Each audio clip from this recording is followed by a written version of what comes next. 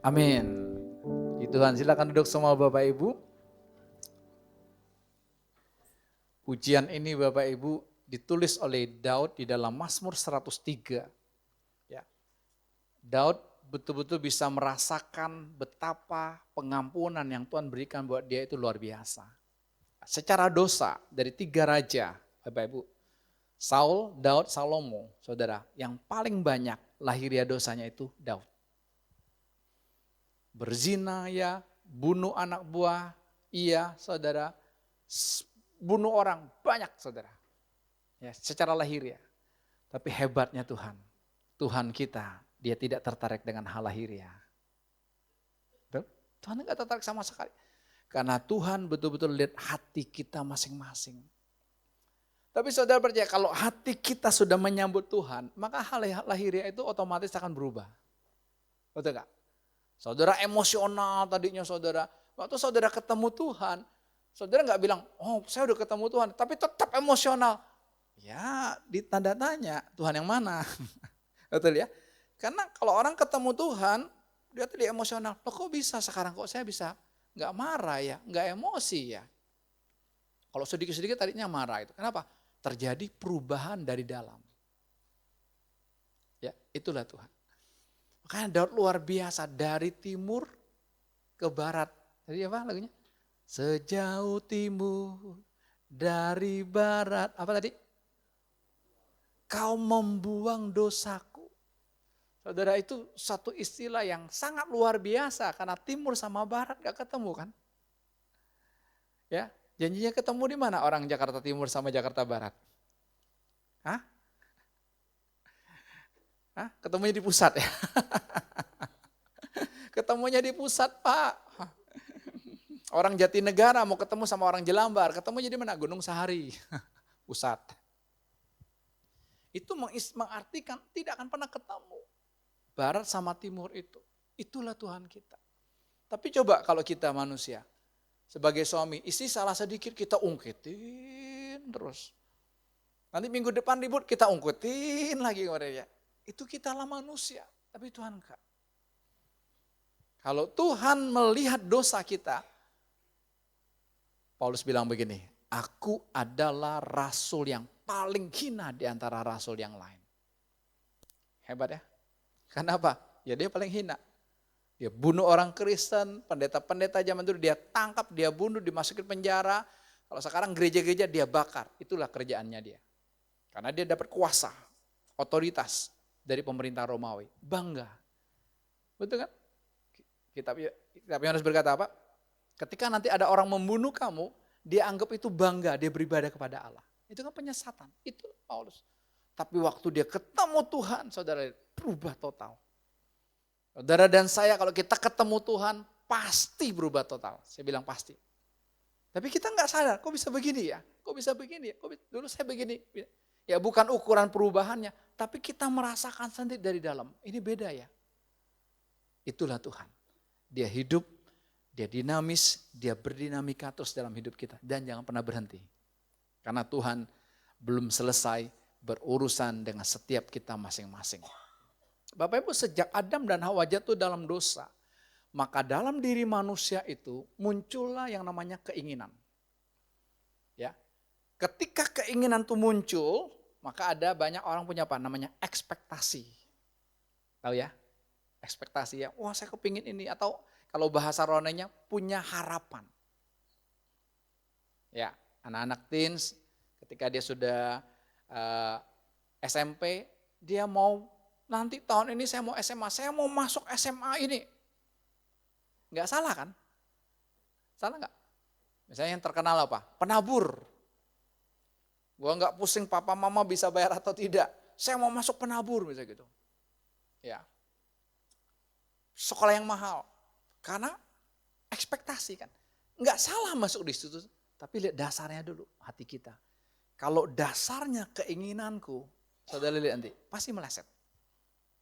Ya, kembali ke dasar. Roma 11 ayat 36 itu harus jadi dasar kehidupan kita. Tuhan bilang begini, sebab segala sesuatu harus dari dia. Kalau harus dari dia, itu 100% namanya. Tidak boleh 0,01 dari saya. Gimana filternya? Nggak ada cara filternya.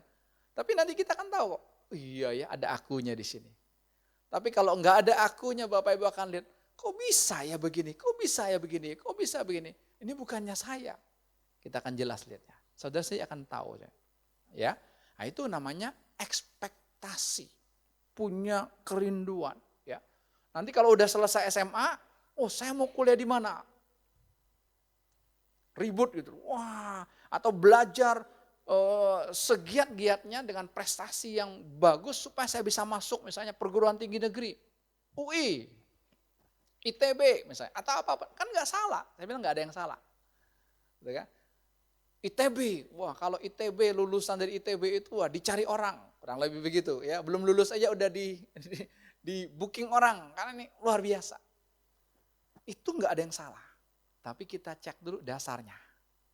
Kalau dasarnya bukan dari dia dan oleh dia, meleset. Roma 11 ayat 36 itu dasar kehidupan kita. Paulus bisa tulis itu bagi saya, wow keren. Karena ini orang hebat. Paulus orang hebat, dia orang Farisi, dia anggota kalau sekarang Mahkamah Konstitusi. Penentu, orang hebat. Teolog, orang pinter, saudara, ada semua dalam kehidupannya. Tapi dalam Filipi dia bilang gini, semua hal-hal lahiriah, terjemahan yang lainnya, semua itu adalah hal-hal daging. Daging semua menurut dia, bukan perkara roh. Jelas ya? Dia sadar, kenapa? Karena itu ada Roh Kudus dalam hidupnya mengingatkannya. Udah, kalau udah selesai kuliah, oh saya mau kerja di sini. Itu semua kenapa? Karena kita punya ekspektasi. Tapi lihat, kalau ekspektasinya nggak kecapai, apa yang terjadi? Biasanya apa? Sis Mechen, kalau orang punya ekspektasi, punya kerinduan, punya tujuan, punya pengharapan, nggak kecapai, biasanya apa? Kecewa. Kecewa. Itu yang paling jalur masuk. Tadi Zili bilang bundir. Tahu ya bundir? Bunuh diri. Banyak. Ya, yang terjadi di mana? NTT ya, yang anak SD yang bunuh diri. Udah dengar saudara? Dia mau beli buku gak bisa, cuma beli buku. Saudara? Kejadian gitu bukan kita, itu daerah miskin, bukan. Tapi Tuhan mau ngomong apa ini? Saudara ada anak teen, anak youth nih, kalau engkau bisa sekolah, engkau bisa kuliah, orang tuamu bisa membiayai engkau, lihat itu, siapa itu? Ini anak SD mau beli buku, cuma 10.000 nggak salah bukunya. Gak bisa, dia bunuh diri. Ya, itu yang terjadi. Kenapa? Karena ekspektasi tadi. Ekspektasi, kerinduan, kalau secara rohani saya bilang pengharapan, itu muncul kenapa? Karena dari buah pengetahuan baik dan jahat itu. Adam dan Hawa itu hidupnya sudah enak. Setuju gak saudara? Hidupnya udah enak. Enak gak Yun? Dia gak butuh AC Yun. Sekarang nggak tidur pakai AC, gimana? Yuk, Fik, bisa tidur? Ngaku aja kita belagu kita udah ya. Dulu di kampung mana boro-boro AC kan? Tapi sekarang nggak bisa tidur. Kita harus akui. Ya kan jauh berubah. Dia nggak butuh AC, dia nggak butuh matahari coba. Dia nggak pakai baju, nggak kedinginan, nggak kepanasan. Dia nggak butuh dokter. Oh kena DB, cikungunya gitu. Nyamuknya gigit, enggak ada. Dalam kemuliaan Tuhan. Tapi saudara lihat, orang sudah sehidup enak gitu dalam kemuliaan Tuhan, saudara. Ditawarin setan, ditawarin iblis untuk menjadi seperti Allah. Kamu akan seperti Allah, saudara, tergiur. Kata kamu ingin menjadi seperti Allah, itulah keinginanmu dan keinginanku. Itulah yang dinamakan kalau secara rohaninya pengharapanmu dan pengharapanmu. Waktu saya buka ayat tentang pengharapan, saya kaget. Banyak banget ayat tentang pengharapan. Pengharapan tidak mengecewakan, pengharapan begini. Luar biasa. Tapi Tuhan bilang gini, itu semua bohong. Selama kamu punya pengharapan, selama kamu punya ekspektasi, pasti akan meleset nantinya. Meleset. Karena apa? Tuhan mau oleh dia semua. Harapan dia yang terjadi dalam hidupku, ekspektasi Tuhan yang terjadi dalam hidupku. Tapi gimana mengaplikasikan dalam kehidupan kita sehari-hari? Kan gak mudah. Itu anak-anak muda. Orang tua punya ekspektasi juga terhadap anak-anaknya. Betul? Ada satu pemimpin politik yang luar biasa, dia dulu mau jadi dokter. Nggak terjadi, pokoknya nggak bisa, akhirnya dia jadi insinyur, saudara. Tapi anak sulungnya di sekolahin jadi dokter. Anak sulungnya setelah selesai, kasih bapaknya ijazahnya, ya lalu anak sulungnya bisnis. Kenapa? Ya ini kerinduan papa kan, bukan kerinduanku. Jadi banyak orang tua punya ekspektasi dalam hidupnya dulu nggak tercapai, dia suruh anaknya. Saya juga sama. Saya punya ekspektasi terhadap anak-anak saya, tiga-tiganya minimal sekolahnya harus S2. Ya, master, semuanya harus punya itu gitu. Itu ekspektasi saya. Dan itu bisa nggak? Bisa kalau saya paksa terus. Tapi saya bersyukur ketika saya ketemu dengan Tuhan, saudara. Saya bilang, udah Tuhan, aku nyerah. Aku nyerah. Yang sulung aja bisa sarjana. Tapi jadinya, saudara, penyakitan. Loh, saya sadar itu kesalahan saya.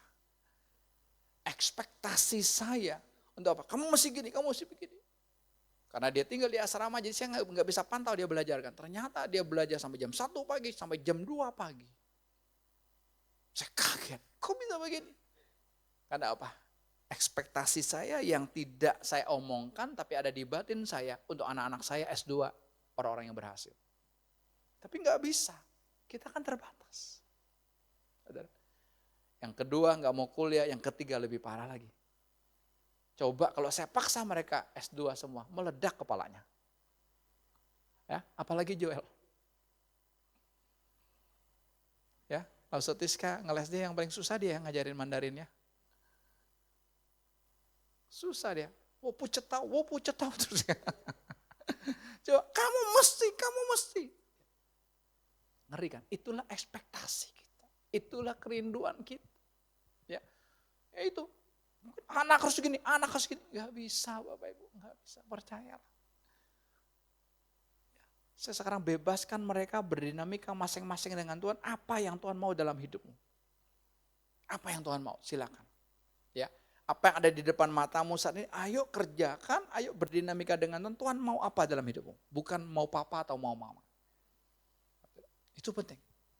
Tapi saudara tadi saya bilang kan Adam dan Hawa itu enak hidupnya. Tapi saudara dengar hari ini. Bapak, Ibu dan saya lebih enak dari Adam dan Hawa. Bingung kan? Enggak Pak. Taman Eden kan gak banjir. Kita banjir. Kemarin berhujan sebentar aja, tiba-tiba banjir. Ya minggu yang lalu ya, Kamis ya. Tiba-tiba baru hujan berapa aja, sebentar yang langsung banjir. Bukan itu persoalan. Kenapa kita lebih enak? Karena Adam dan Hawa itu hanya dalam kemuliaan Tuhan. Tapi Bapak, Ibu dan saya, Yesusnya di dalammu dan di dalamku. Harusnya lebih enak. Tapi kita nggak bisa nangkep seperti itu. Enggak Pak. Enggak ada hidup yang lebih enak saudara daripada hidup saat ini. Kenapa? Karena kita ini hidup dalam zaman anugerah yang sangat luar biasa. Betul. Ya, cuma kita nggak nyambut anugerah ini. Saya bilang sama anak-anak, kalian itu mesti lihat tuh, kalian bisa ada di rumah ini kan karena Tuhan kan. Anak kan nggak minta mau dilahirkan di manapun kan. Betul nggak? Catherine mau minta dilahirkan. Saya mau mamanya ini loh, udah pesan? Nggak bisa pesan kan? Tahu-tahu mamanya gini, papanya begini kan, betul kan? Ya itulah yang Tuhan tentukan. Tapi kalau kamu bisa lihat, wow, saya bisa punya papa, punya mama yang begini kan keren banget, luar biasa banget. Enggak ada kita mau ganti papa mama. Kalau anak mau ganti papa mama, hati-hati loh. Ada enggak beres dalam hidupmu. Itu arti responmu salah. Harusnya bilang, wah kamu mau apa? Udah disiapin, udah disediakan. Kamu tinggal nikmati. Tapi banyak anak-anak gak bisa kan, termasuk kita juga gak bisa. Kita lebih enak dari Adam dan Hawa. Adam dan Hawa hanya ada dalam kemuliaan Tuhan. Betul di Taman Eden. Tapi kita lebih daripada Taman Eden. Karena apa? Kita ada di hati Tuhan, Tuhan ada di hati kita.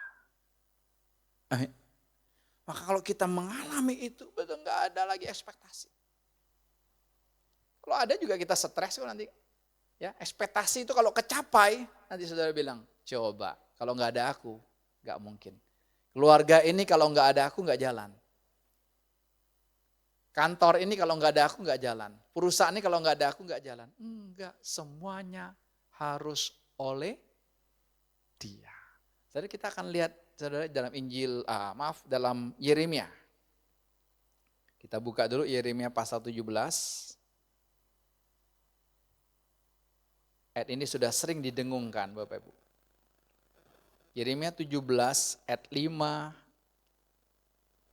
Sudah, ya kita baca perlahan-lahan. 2, 3. Beginilah firman Tuhan. Terkutuklah orang yang mengandalkan manusia. Jadi jelas bahwa ketika kita mengandalkan manusia, siapapun dia, manusia itu yang kita andalkan, orang tuamu, pasanganmu, bosmu, atasanmu, siapapun saudara, kita akan terkutuk. Teman saya, pelayanan gereja saudara, dia punya 6 sponsor dari Jakarta. 6 sponsor, tiap bulan kirim. Saudara, cintanya Tuhan buat dia saudara. 6 sponsor ini bangkrut. Ngeri gak? Lewat teman saya ini 6 sponsor, ini pengusaha-pengusaha kaya loh, bangkrut saudara. Mau beli pulsa pun balik minta sama teman saya. Kacau gak? Sampai Tuhan korbankan begitu loh. Untuk apa? Tuhan mau dia tidak mengandalkan manusia. Enak kan ada 6 sponsor? Enak gak? Kalau ada yang support gitu kan, wah tiong-tiong. Bukan itu. Sekarang dia jadi juragan bakso. Cepat perkembangannya saudara. Ya, karena dia pendeta, dia jual bakso, saudara. Dia jualnya di Manado, orang-orang Manado aman, nggak takut. Ya, ini maksudnya. Tapi kalau ada orang yang dari Jawa jual bakso di sana, mereka takut. Nanti pakai apa? Pakai gondorowo. Itu ceritanya dia gitu. Jadi ramai dia laku, banyak yang pesan itu saudara. Tapi saudara tahu, 6 sponsornya bangkrut. Bukan 1 loh, 6-6-nya. Dia tiap bulan dikasih begitu besarnya. Wah, dia punya yayasan, dia bisa kasih pendeta-pendeta juga motor. Karena dia dapat kan. Tapi Tuhan bikin tiarap untuk apa? Dia tidak mengandalkan manusia lagi. Ya. Yang mengandalkan kekuatannya sendiri. Kita ini cenderung ya nggak sadar kita tuh mau hidup terus. Saya ngomong gini, saya juga sama nih.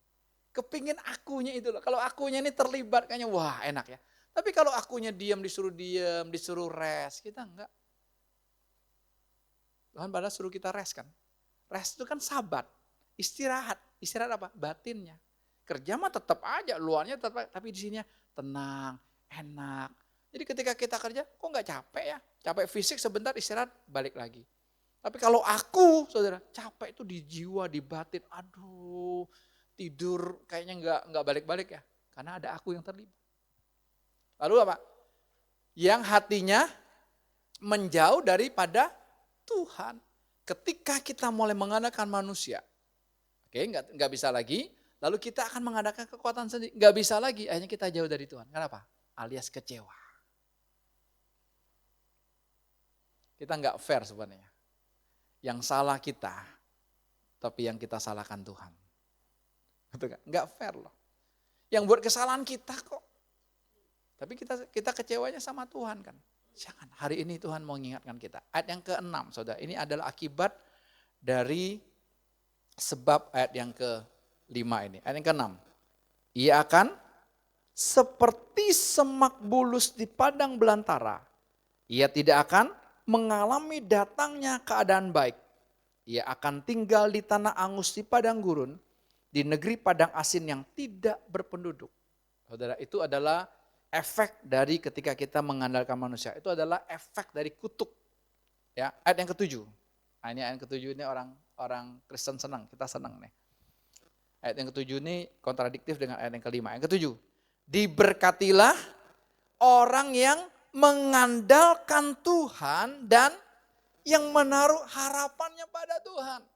Ini jadi ayat pegangan kita dulu, ayat hafalan kita dulu.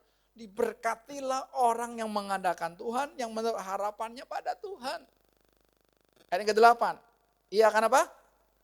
Ia akan seperti pohon yang ditanam di tepi air, yang merambatkan akar-akarnya ke tepi batang air, dan yang tidak mengalami datangnya panas terik, yang daunnya tetap hijau, yang tidak khawatir dalam tahun kering, dan yang tidak berhenti menghasilkan buah. Kalau betul-betul kita mengandalkan Tuhan dan kita taruh harapan kita pada Tuhan, apa yang terjadi? Tapi realitanya kok beda. Betul gak?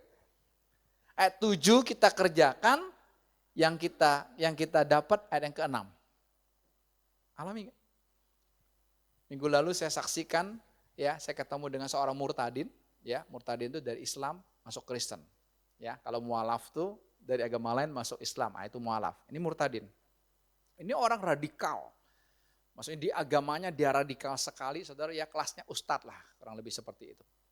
Ya, penceramah gitu. Tapi Tuhan tangkap dia, saking radikalnya dia memberitakan Yesus, dia masuk penjara. Tapi bagi dia, wah itu sebuah penghargaan. Betul enggak? Aku bela Yesus kok. Ya, masuk penjara enggak problem bagi dia. No problem, Saudara. Oke? Udah. Ya pelayanan, dia sering penginjilan ke Jayapura, ke Irian Jaya gitu, Saudara. Sering pelayanan ke sana. Pokoknya duitnya tuh habisnya ke sana, Saudara. Tapi apa? Keluarga sih enggak diperhatikan. Saya sempat karena saya diutus oleh yayasan, ya, karena yayasan sudah bantu dulu untuk bayar uang sekolah anaknya, dia nggak bisa, kuliah anaknya nggak bisa, karena semuanya harus berhenti semua. Yayasan bantu dulu. Lalu dia videoin rumahnya yang bocor, jadi minta dibantu untuk yang bocor rumahnya. Ini orang radikal loh, radikalnya kalah saya dengan dia, taatnya kalah saya dengan dia. Tapi kok hidupnya seolah-olah dibiarin Tuhan ya, terbengkalai. Saya masuk rumahnya, saya bilang, waduh rumah ini gak layak tinggal. Kenapa? Bocor kemana-mana. Jamur di mana-mana gitu. Ya, tukangnya bilang mau perbaiki dari mana Pak? Bingung. Perbaiki juga mahal, mendingan dihancurin semua bangun baru. Kurang lebih gitu. Saudara, kan terbalik. Kemarin, ini kontradiktif bagi saya. Kemarin saya ketemu mantan security. Saya gak kenal dengan dia, dia beli sepeda. Saya kok kayaknya saya kenal dengan kamu ini. Iya Pak, saya ini mantan security. Oh, tahun berapa? Tahun ini ya. Sekarang dia jadi bos LPG dan bos Aqua. Gede. Ini Pak kalau mau pesan Pak, gas mau pesan Aqua nih Pak. Wah. Dia ngandalin Tuhan, ya ngandalin Tuhannya sendiri. Tapi kok secara realitanya bertolak belakangan. Ini usahanya gede loh. Wah. Ya Pak, dulu saya ambilnya eceran, masih jadi reseller. Wah sekarang udah langsung jadi distributor. Wih, beda.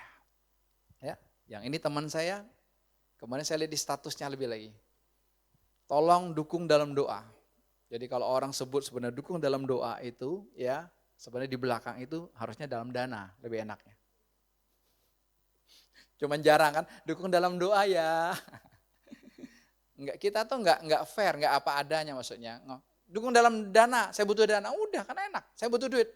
Enggak ya dukung dalam doa ya, doamu enggak perlu kalau dana enggak ada. Ya betul enggak Son? Cuma doa-doa doang, dana dong. Dia tulisan urutannya, pelayanan di daerah, tuh, ya, untuk jiwa-jiwa. Saudara yang terakhir apa? Untuk renovasi rumah yang bocor. Saya ungkapin ini bukan persoalan dia. Tapi itu apa? Itu ada dalam diri kita masing-masing. Kok Tuhan saya sudah mengandalkan Tuhan, kok Tuhan saya sudah taruh harapan saya kepada Tuhan, tapi kok hidupku ayat yang ke-6 justru. Kok kering? Kok gak berbuah? Kok seperti ini? Kenapa? Saudara? Itu tadi. Ayat-ayat ini Bapak Ibu, sebenarnya perjanjian lama itu adalah ayat-ayat penghiburan Tuhan buat umat Israel. Kenapa? Karena Yesusnya belum datang. Jadi makanya mereka perayaan Paskah, mereka perayaan Pondok Daud, ya, mereka perayaan ini, perayaan itu, Bapak Ibu ya, tahun Yobel. Itu sebenarnya penghiburan buat umat Israel untuk apa? Menantikan yang aslinya datang. Saya pernah khotbahkan kan? Jangan ada seorang pun yang menghukum kamu soal apa? Hari-hari raya, hari Sabat, perayaan-perayaan. Jangan. Karena apa? Karena itu cuma bayangan. Bayangan tuh ngayal namanya. Kita sekarang yang realnya, Yesusnya sudah ada. Adanya bukan hanya di surga, bukan hanya di bumi. Ada di hati kita masing-masing. Harusnya kan beda.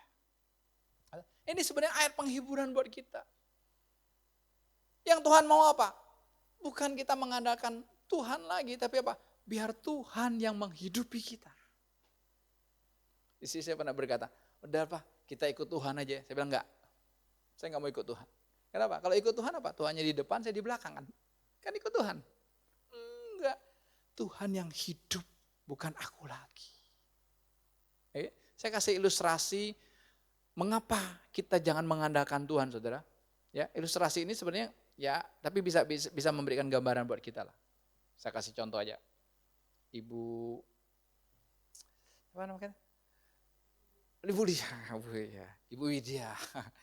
Widya mau bangun rumah. Ibu cari siapa? Kontraktor sama arsitek ya. Oh, arsitek sudah ada anaknya. Kontraktor kan?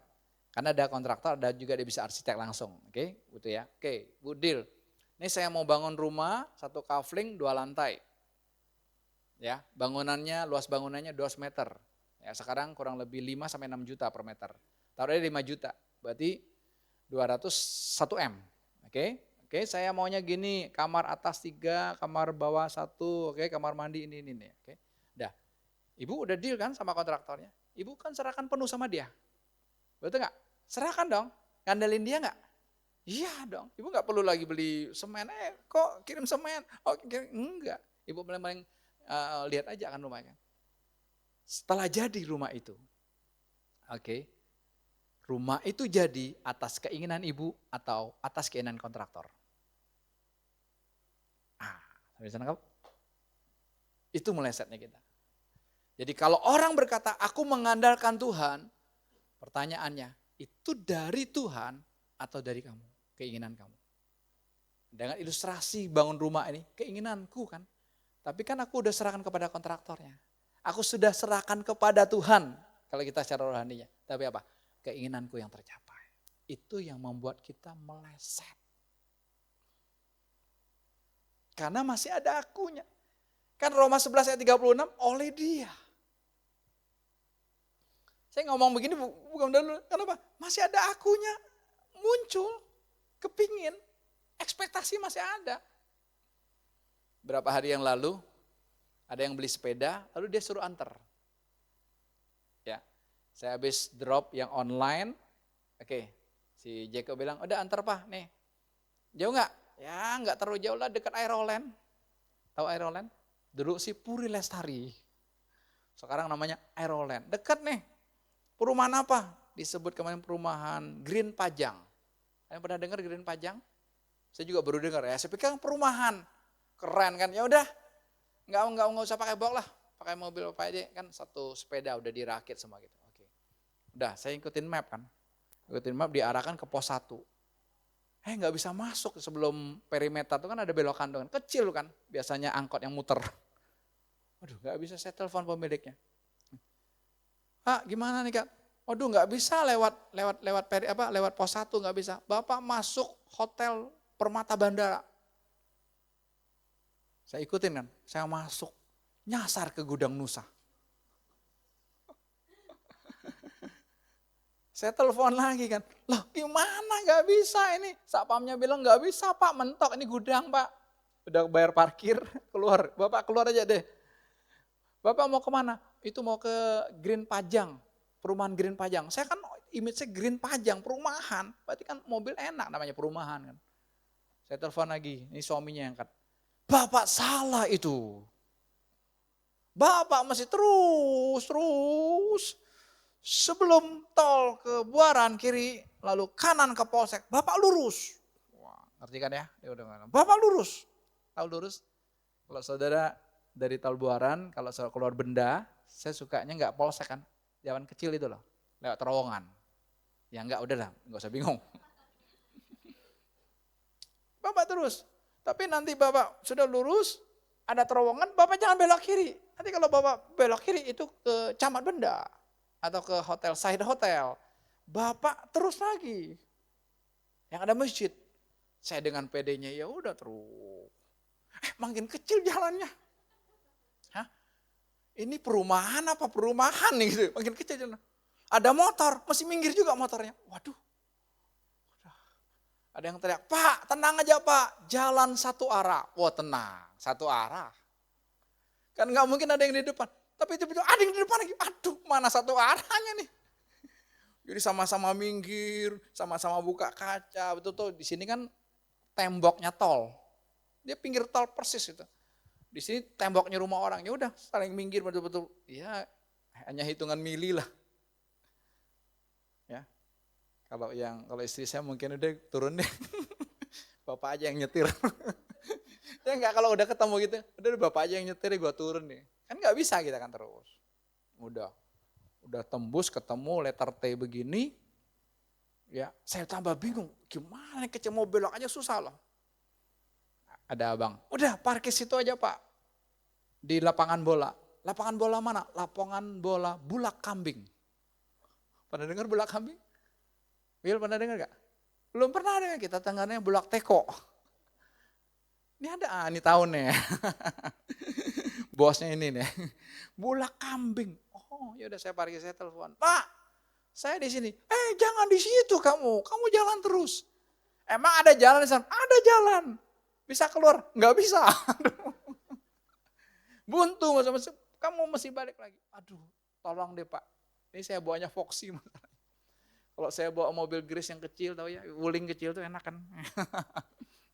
Ini bawa Foxy kan gede, karena sepedanya cukup gede gitu. Akhirnya dia datang sama anaknya. Dia ambil, ya udah saya foto. Lalu saya tanya abang, Bang, saya mau ke jalan besar, keluarnya lewat mana? Lewat tadi Pak. Hah? Kamu pasti ketawa ini, tahu itu jalan betapa kecilnya gitu. Kalau udah ketemu dua mobil, bingung beloknya kemana. Karena itu ada tikungan. Nggak tahu ya jalan itu ya. Saya bilang, Tuhan, gue nyerah ini. Saya kepingin ngobrol sama abang, jam 10 deh gue pulang deh. Tapi gue belum makan. Bang, ada toilet nggak? Nggak ada. Itu ada lapangan sepak bola. Gede toiletnya. Ya udahlah, namanya kebelet ya. Udah nggak pakai malu-malu lagi, lapangan sepak bola lagi gitu. Saya pulang, saya bilang, Tuhan, gue nggak mau nyetir lagi nih Tuhan. Gimana kalau ketemu? Kalau ada Pak Oga kan, gue kasih 5.000 deh.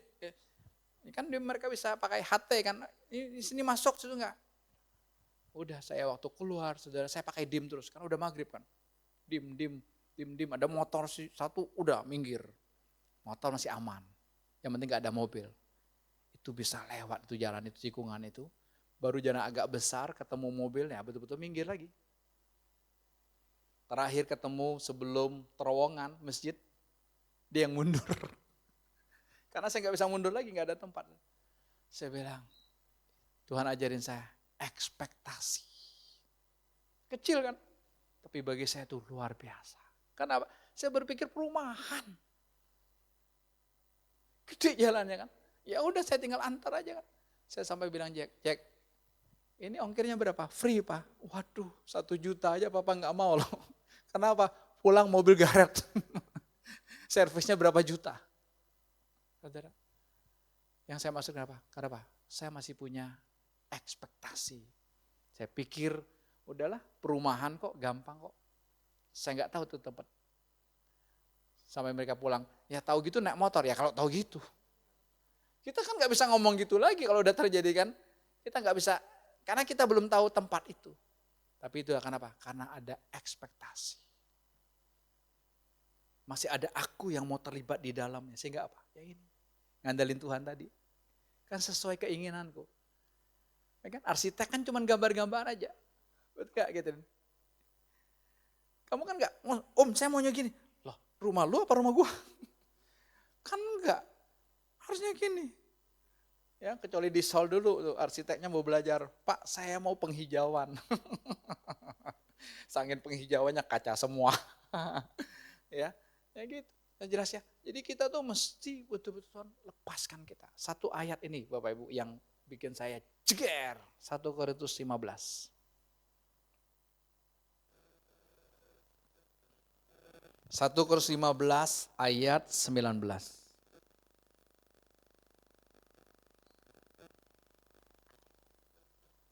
Ya kita baca perlahan-lahan.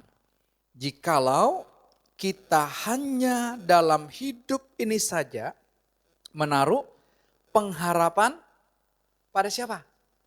Kristus. Ini bukan pada manusia, bukan pada bos, pada Kristus. Maka kita adalah orang-orang yang paling malang dari segala manusia.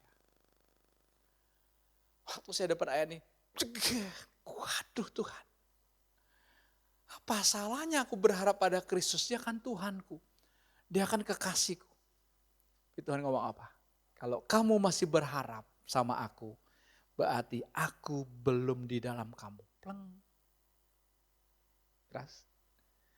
Saya berharap, anak muda berharap dapat pacar, karena dia belum punya pacar.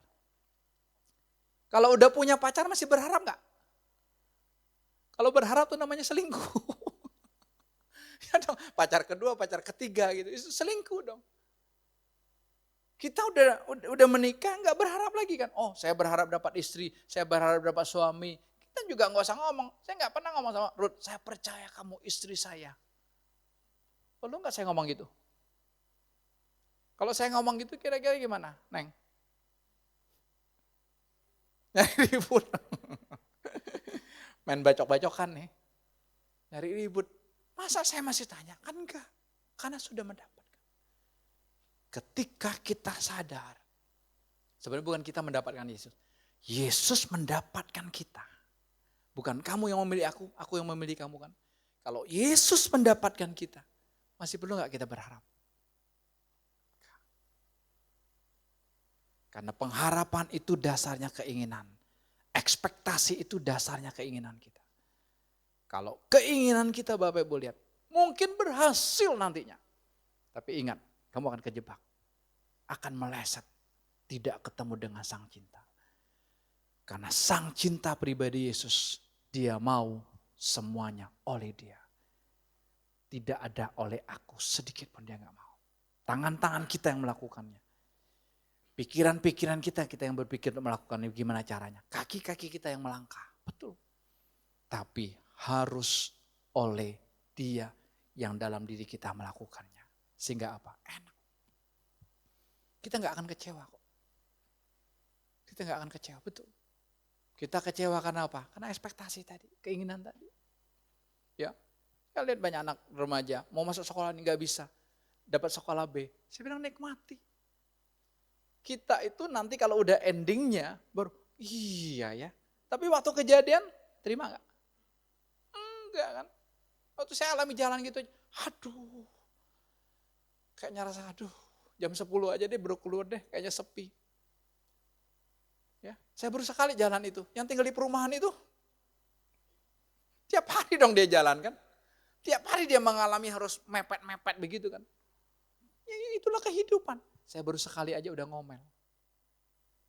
Sekali aja udah kesel gitu loh. Pulang saya marahin anak-anak. Lu gak kasih tahu yang jelas gimana sih. Gratis lagi. Ya, udah pakai aja lain kali pakai gokar aja gitu. Pak, deket Pak. Apalagi ditarik garis lurus. Iya, bandara juga tarik garis lurus deket. Coba tarik garis lurus Duta ke bandara. Kan deket kan, cuma berapa. Tapi muter yang jauh. Ya itulah, masih punya ekspektasi. Masih punya pengharapan. Masih punya semuanya mau lancar. Padahal waktu itu, keren juga ya orang yang tinggal di sini kan. Dia tiap hari lewat, ya itulah kehidupan yang ada, ya dia belum bisa pindah dari situ kan dia nikmati. Saya baru sekali lewat, waduh saya bilang sampai saya bawa dia. Nanti kita naik motor aja ke sana ya. Kita lihat jalan sempitnya. Siska udah sering ke sana ya. Tiap hari ke sana, ikut Siska aja Neng. Tiap hari naik motor aman ya. Kalau naik mobil memang betul-betul ya. Tapi yuk, hari ini kita sama-sama. Ketika masih ada ekspektasi di hatimu. Masih ada pengharapan. Termasuk pengharapan kita pada Kristus. Saudara bisa buka banyak ayat yang mendukung. Roma itu paling banyak. Saya bilang, wah, pengharapanmu tidak mengecewakan. Pengharapanmu dalam Kristus. Wah, tapi waktu saya buka ini, kita orang-orang yang paling malang. Kenapa? Karena Yesusnya masih di luar berarti. Kalau kita masih berharap sama dia. Kalau Yesusnya sudah ada di dalam, kita tinggal nikmati. Ayo Tuhan, silakan. Ayo Tuhan kerjakan. Saudara enjoy melakukannya. Saudara nikmati lakukan. Kenapa? Bukan aku yang melakukannya. Tapi dia yang melakukannya. Mari musisi maju ke depan. Saudara gak apa-apa. Kalau kita pernah melakukan kesalahan. Gak apa-apa kita punya ekspektasi. Kita punya pengharapan. Dan itu belum terjadi dalam kehidupan kita. Udah tinggal aku aja. Tuhan, aku memang punya ekspektasi. Dan ekspektasiku tinggi Tuhan. Kriterianya tinggi Tuhan. Tapi hari ini aku bertobat. Aku mau serahkan hidupku kepadamu sepenuhnya. Aku hutang nyawa sama Tuhan. Kenapa? Karena dosaku. Hidupku telah ditebus oleh Tuhan Yesus Kristus. Mari kita bagi berdiri sama-sama ya di hadapan Tuhan. Kita katakan sejauh timur dari barat tadi. Tuhan membuang dosa kita. Tuhan membuang kesalahan kita. Ya, Tuhan membuang semua ekspektasi-ekspektasi kita.